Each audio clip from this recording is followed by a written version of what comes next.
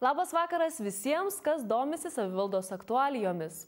Eteryje pastarosios savaitės naujienų apžvalga.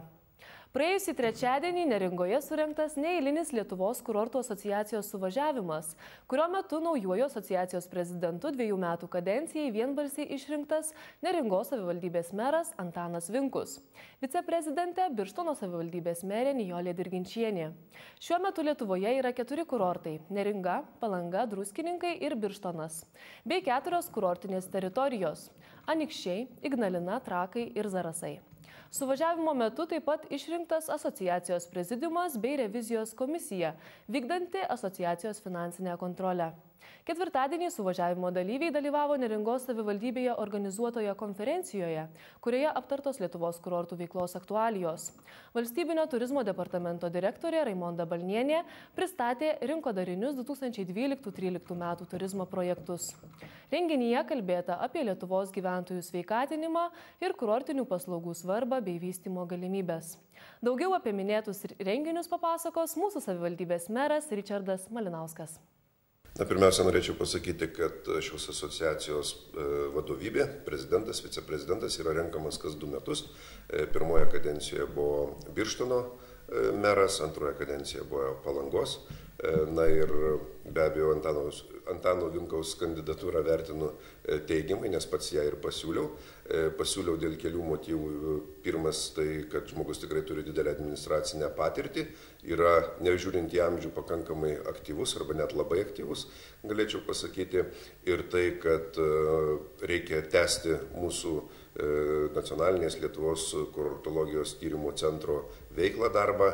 Šiandien dienai yra gautas pasiūlymas iš ūkio ministerijos perimti dalininko teisės, ta prasme reikia spręsti ir galvoti apie jos ateitį, o tai reikia tiek medicininių, ne tik tai žinių, bet ir pažinčių, kad būtų galima tiesiog dėlioti tolimesnę veiklą, nuo kurios priklauso ir be abejo mūsų kurortų veikla, mūsų teikiamų priemonių ir medžiagų pripažinimas ne tik Lietuvoje, bet ir užsienyje.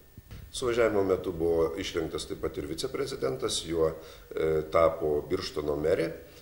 Taip pat buvo diskutuojama apie tolimesnę veiklą iš viso kurorto asociacijos, apie rinkodarinius klausimus ir taip toliau. Antrą dieną vyko konferencija, kurioje dalyvavo tiek ir sveikatos ministerijos viceministras, atstovai kuruojantys kurortų klausimus, taip pat turizmo departamento vadovė ponia Balnienė ir kiti atstovai, tiek kurortų, tiek kurortinių teritorijų specialistai, kurių metu buvo aptarta ir turizmo strategija tolimesnė, ir apie rinkas, apie kurias mes turėtume ateityje galvoti, nukreipdami savo reklamą, galvodami apie susisiekimo palengvinimą, kad paprasčiau, lengviau būtų galima pasiekti Lietuvą ir mūsų kurortus, nes mes galime labai daug dirbti turizmo sveikatinimo srityje, plėsti ir išplėsti infrastruktūrą, bet jeigu bus blogas susisiekimas, tikrai gerų rezultatų tikėtis būtų neįmanoma arba labai sunku.